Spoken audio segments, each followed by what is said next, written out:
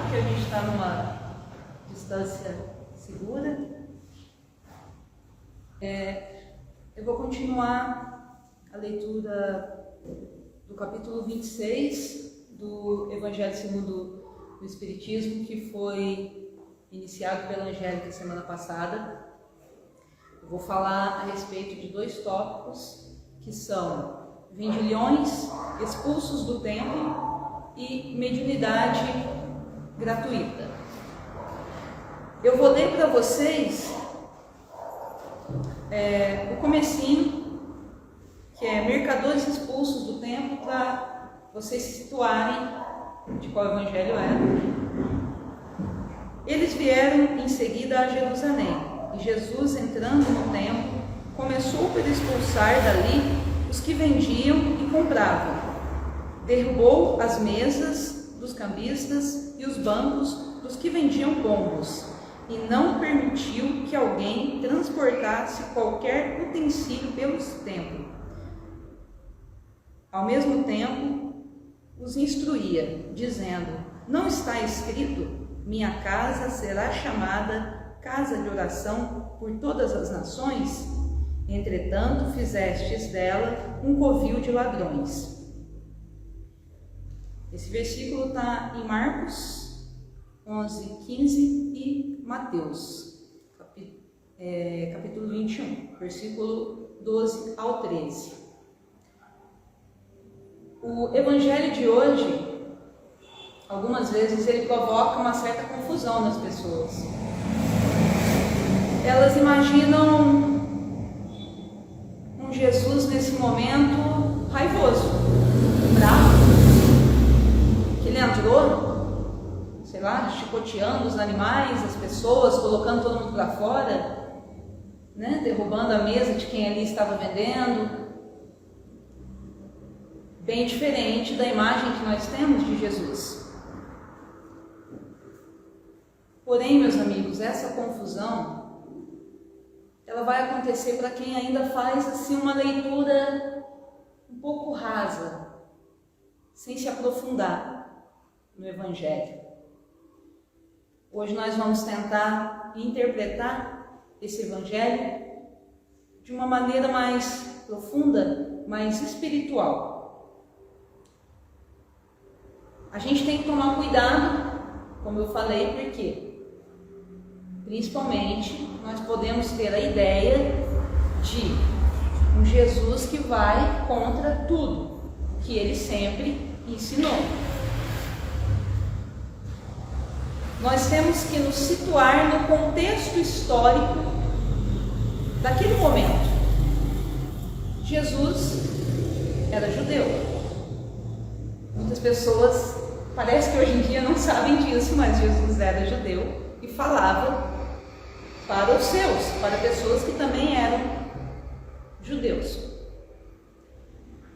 Dentro do contexto histórico daquela época, eles, se a gente for pesquisar na Bíblia, principalmente no Velho Testamento e também no Novo, esse é um exemplo. Os profetas, eles faziam, digamos que encenações, que era passar uma mensagem para as pessoas sem usar a palavra. Então ele ia ali, fazia uma demonstração, olhava para a pessoa e ia embora sem dizer nada, mas eles entendiam. Entendi o que ele quis dizer. Derrubou a mesa, colocou todo mundo aí para correr, não entendi. Então a gente tem que se situar no contexto histórico.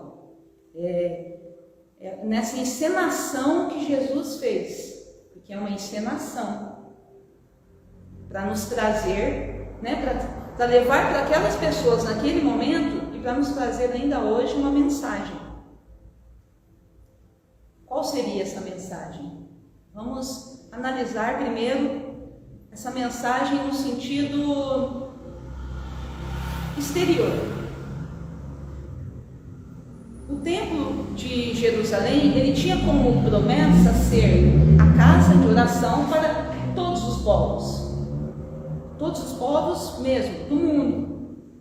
Não apenas para o povo hebreu. Então era um lugar para as pessoas chegarem, se sentarem, conversarem, para as pessoas meditarem, se conectarem com Deus, se conectarem com o espiritual. É isso que nós esperamos também quando nós viemos aqui todas as quintas-feiras. Um ambiente de paz, tranquilo, onde nós consigamos nos conectar com a espiritualidade, não é verdade? É isso que também quem vai em uma sinagoga, na igreja católica, pentecostal, em qualquer casa de oração, templo, ela vai ali para se conectar com o espiritual, com Deus. Mas os líderes religiosos daquela época transformaram o templo em um lugar de comércio. Então lá dentro era feito comércio. Compravam os animais que seriam sacrificados, trocavam dinheiro, comercializavam. E vinham pessoas de todo mundo ali, né? A gente tem que imaginar que o templo era gigante. Que às vezes a gente pensa assim, nossa, mas naquele templo devia ser tão pequenininho. Não, gigante, enorme. Ia muita gente. E eles transformaram aquele lugar em um comércio. Hoje em dia, nós assistimos a mesma coisa. Que é a comercialização do que é santo. A comercialização de Deus. O ser humano, eu não sei por que se acha no direito de vender coisas que são santas e que nem ao menos Deus vende, Ele nos dá gratuitamente. Então, a pessoa chega em um local e é oferecido a ela: ó, se você seguir aqui essa cartilha, você vai conseguir a casa que você quer, o carro que você quer, sua família vai ficar do jeito que você quer, seu casamento vai ser salvo. Você só tem que seguir algumas regrinhas nossas e pagar uma certa quantia, que as pessoas conhecem como dízimo. Se você chegar a um local e te for prometido essas coisas, pega tudo que é seu e vai embora, mas vai embora correndo, nem olha para trás. Porque primeiro vão te oferecer só coisas materiais. E se você está indo a um templo religioso, você está procurando o quê? Deus. Conexão com o espiritual. Não é verdade? Então sai correndo. O ser humano se acha no direito de comercializar o que é de Deus. E isso não é de hoje. Desde que o mundo é mundo, a gente se acha nesse direito. Então Jesus, quando ele entra e ele vai dizendo assim, né? Na verdade ele vai só empurrando, né? Sai. Coloca os animais para fora, que seriam as oferendas. Ele está fazendo uma limpeza no lugar. Porque tudo que está ali, naquele momento, não é santo. E lá dentro é um lugar santo. Comércio, quer vender? Vai para fora. Quer comercializar? Vai para fora. Ali dentro você tem que entrar preparado. A gente tira tão pouco tempo, né? A gente tira o quê? 1 hora para vir aqui no centro por semana. A gente tira tão pouco para ainda fazer algo assim. O sentido é esse que ele traz. Aqui é um lugar santo. É para todos poderem vir. Agora vamos analisar o aspecto interior, o espiritual da mensagem, inclusive que é o mais importante. Dessa encenação que Jesus fez. Essa encenação profética que Jesus fez. Porque nós, e aí a gente vai ter que assumir, também tentamos barganhar com Deus todos os dias. A gente diz assim para Ele: Deus, eu vou até a igreja. Eu vou ler todos aqueles livros que o Senhor está falando para me ler. E eu vou também pagar o dízimo, eu vou dar esmola, eu vou cumprimentar as pessoas, eu vou, sabe?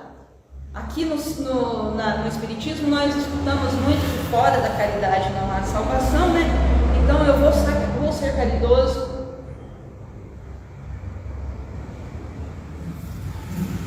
Só que quando eu pedir algo, eu quero que o Senhor me dê. Na nossa cabeça funciona assim. Eu quero que o Senhor me dê.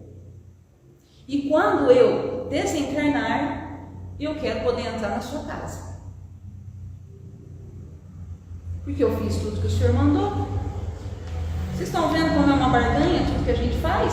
É uma troca. Porém, com Deus, não é assim que as coisas funcionam. Quando nós agimos colaborando com o próximo, ajudando, sendo caridoso, então você vê uma pessoa em situação de rua, né? Um morador de rua, e você olha para ele, e antes você fingia que ele não existia, ele era meio que invisível para você, e você fala assim: nossa, eu sou filho de Deus, ele é filho de Deus, não posso fazer muito por ele, mas será que essa roupa que eu estou usando, será que vai servir para ele? Eu tenho 10 reais no meu bolso, será que se eu comprar um pão para ele, não é muito, mas é o que eu posso? Isso significou muito, porque nós devemos amar uns aos outros, correto? Mas nós não estamos ainda nesse patamar. A gente tem que ser sincero com a gente. A gente ama os nossos. Você ama seu pai, sua mãe, você ama seus amigos, você ama seus irmãos, seus filhos. Com o outro, a gente vai conseguir ter empatia. E vou garantir para vocês, já é ótimo. Vocês estão dando um passo. Empatia é um passinho para entrar pro amor. Porque você está conseguindo ver a pessoa, ver o sofrimento dela, e aquilo doeu em você. Antes você nem enxergava. Quer dizer, o que você fez tem muito proveito, muito. Você fez bem para ela e fez bem para você. Porque quando a gente ajuda alguém, a gente se ajuda muito mais. A alegria é muito mais nossa. Sabe aquele prazer de você entregar um pãozinho e a pessoa te olha assim: obrigado, Deus te abençoe. Você vai embora saltitante de alegria, não é verdade? Só que quando você faz isso num cenário onde, como eu falei, fora da salvação não existe salvação, você chega em casa e Deus, se eu não começar a ser caridoso, eu não vou entrar no céu, estou perdida.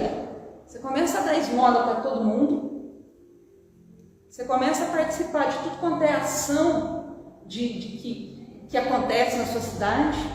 Você dá cesta básica, você dá arroz, você dá feijão, você dá dinheiro, mas você não faz isso pelas razões corretas, você faz isso porque você está com medo de entrar no céu. Ou pior, você faz isso para aparecer para o outro, tantas razões. Isso não quer dizer que quando você faz bem para alguém, isso não tem proveito. Tem muito proveito. A pessoa que recebeu, então, ela vai aproveitar muito aquilo. E quando ela te agradecer, o agradecimento vai ser sincero. E quando ela orar por você, também vai ser sincero. Então, assim, indiretamente, porque deveria ser mais direto, né? Esse resultado para você, você vai receber. Porque de repente você desencarna e está lá. E aí a oração daquela pessoa que um dia você fez bem é o que vai te salvar, vai te ajudar. Então sim, o bem, mesmo que quando a gente faz forçadamente, ele traz frutos, traz para o outro, traz para a gente. Porém, a gente não pode barganhar com Deus ainda, porque a gente só está fazendo a nossa obrigação. Não é mais do que a nossa obrigação. A gente tem que tirar esse pensamento de troca. Ontem na reunião, né, Alcione, a gente conversou sobre isso, né, Sodir? Sobre você fazer algo para alguém e você falar para a pessoa, mas não, eu faço tanto por você. Eu ainda dei um exemplo que esses dias eu escutei, né, de alguém, não, você fez mais do que a tua obrigação. É verdade, comecei a pensar muito nisso, minha obrigação. E a gente não pode barganhar com Deus com o bem que a gente faz pelo outro, porque isso é nossa obrigação. Jesus, naquela atitude de expulsar as pessoas, os animais, derrubar aquelas mesas que estavam dos comércios, as coisas que não eram santas, a gente tem que entender da seguinte maneira, e aí a gente vai chegar no ponto crucial desse evangelho. O mais importante, nós somos o templo de Deus. Eu, você, todo mundo. Todos nós somos o templo de Deus. Como a Angélica falou na palestra passada, ela falou sobre o fluido, né? Cósmico, que nós respiramos, ele está em volta e dentro de nós, e esse fluido está saturado do pensamento de Deus, e o pensamento de Deus é amor puro. Então a gente respira amor o tempo todo. Só que, para que Deus possa se demonstrar para nós, agir dentro de nós, é necessário que o nosso templo interior esteja limpo. É necessário que a gente faça como Jesus. Foi isso que ele quis nos dizer. Então a gente vai expulsar o egoísmo, a inveja, o rancor. A gente vai expulsar todos os sentimentos ruins que nós temos. Eu sei que é difícil e vai ser pouco a pouco, mas nós fomos feitos. O objetivo da nossa criação é o da perfeição. Do átomo ao arcanjo. Esse é o nosso objetivo. O nosso objetivo é a angelitude. Um dia nós chegaremos lá. Um dia nós seremos co-criadores em plano maior. Nós vamos entender essa lição de Jesus, de limpar a nossa casa interior, o nosso templo, para que Deus possa, então, se mostrar na nossa vida. Todas as vezes agora que vocês ouvirem esse evangelho, vocês se lembrem que Jesus está falando da gente expulsar todos os sentimentos ruins que nós temos dentro do nosso coração. E se quando você escutar, você estiver com raiva de alguém, expulsa esse sentimento. Se tiver com inveja, expulsa. Se você tiver com culpa também, expulsa. Porque é um dos sentimentos que mais nos prende a essa terra, a culpa. A gente vai ter que aprender a resolver a questão da culpa e superar para ir adiante. Então, quando vocês ouvirem esse evangelho, vocês se lembrem, eu preciso limpar o meu templo interior, para que o Deus que reside em mim possa então se demonstrar na minha vida. Eu vou falar um pouquinho agora também, vou ser rápida para não ficar me demorando, eu falei bastante, sobre o segundo tópico, que é a mediunidade gratuita. E eu pensei que, de certa maneira, ele vai se ligar no que eu acabei de falar, porque existem regras na criação que são leis, as leis divinas, as leis de Deus, que são leis imutáveis. Essas leis existiam antes desse planeta ser criado, e quando ele deixar de existir materialmente falando, elas ainda vão existir e ser imutáveis e infinitas para sempre, na falta de outras palavras. E Deus nos dá presentes. A mediunidade é um desses presentes. E está na lei que ela deve ser usada, como tudo que Ele nos dá, de maneira gratuita, para que nós nos melhoremos e para que a gente ajude o próximo também a se melhorar. O Evangelho de hoje, ele vai, que fala da mediunidade gratuita, ele vai assim nos esclarecer que um espírito elevado, um bom espírito, que quer te trazer uma mensagem boa, ele só vai vir através de médiuns que estejam na mesma sintonia que ele. Alguém que esteja ali para trabalhar pelo bem, pelo amor. Às vezes a pessoa está ali, na sessão mediúnica, e a vida dela está complicada, mas ela está ali. Porque ela toma aquilo como missão de vida dela. E ela não recebe nada material. Porque o espiritual não dá nem para a gente imaginar, né? Um trabalho bem feito, o que vai ser recebido, né? E o aprendizado também que vai ter. Então, a gente já tem que entender que tem que ter a sintonia boa, certo? Pensamento bom, fazendo aquilo por amor, por coração, para o outro. Muitas vezes, quando alguém perde um ente querido, ele tem desespero para saber como é que a pessoa está. E a gente não pode negar que curiosidade a gente tem. Vontade a gente também tem. Porque a gente sente falta, né? Porém, algumas pessoas sentem desespero. E tudo que disserem para elas vão acreditar. E elas vão pagar qualquer preço para isso. A mediunidade vai dizer, o Evangelho vai dizer que a mediunidade ela não pode ser usada como profissão.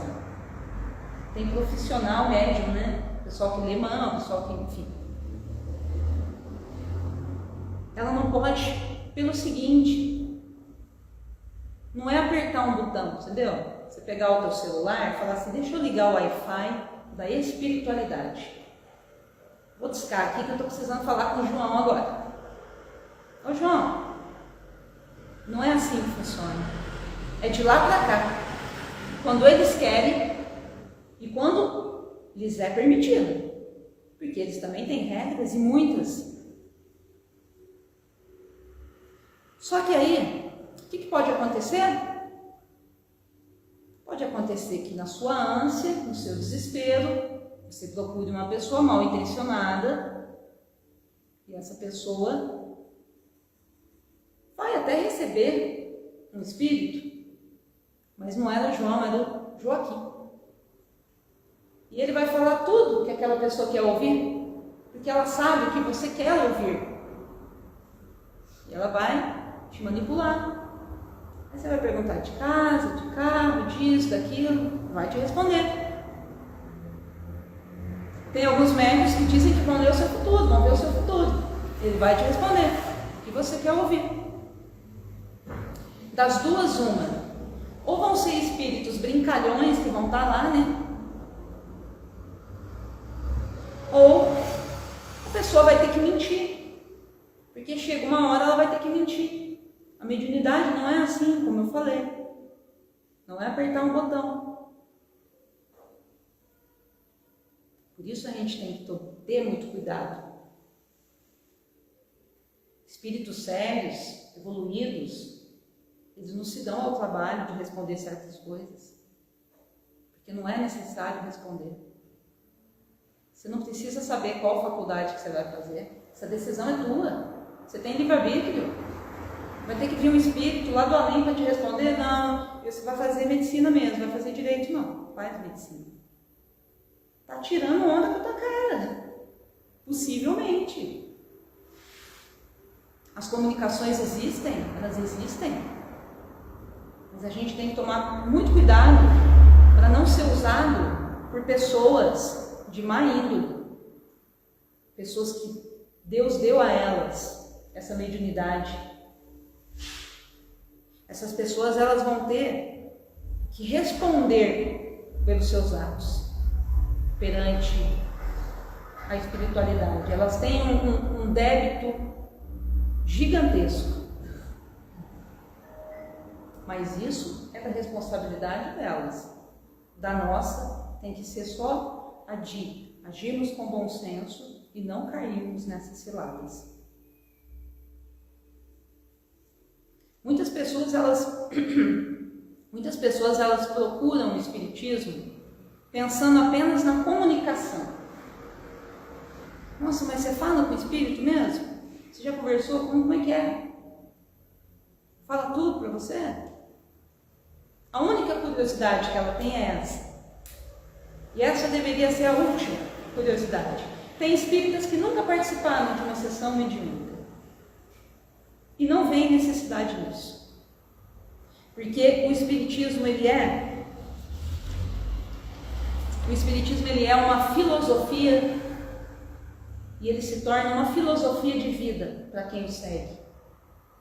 Você vai começar a entender Deus como um ser que está próximo a você, e não aquele Deus que está em uma outra galáxia, sentado em um trono, e que não está nem aí da tua existência. Quantas pessoas que falam essa tolice? Deus não está nem aí para mim. Você acha que ele vai perder tempo de uma pessoa que tem uma vidinha igual a minha? Não, ele perde. Isso não é perda de tempo. Ele se esforça. Ele quer o seu bem. E ele é persistente, não desiste da gente não. Vocês podem fazer o que vocês quiserem, não vai desistir. O Espiritismo é você começar a entender Deus, aceitar Deus e trazer Deus para a sua vida. Se acontecer de você começar a participar de sessões mediúnicas, e se você for o médium, você, isso vai ser só uma cerejinha no bolo. Mais nada. E isso não vai ser nada se você, fora das sessões, não fizer nada de bom para os outros e para você. Era isso que eu tinha para falar para vocês hoje. Eu espero que minhas palavras possam ter trazido algo de bom para vocês. Que vocês possam voltar para a casa de vocês tranquilos e com bom pensamento. Muito obrigada a todos e uma boa noite.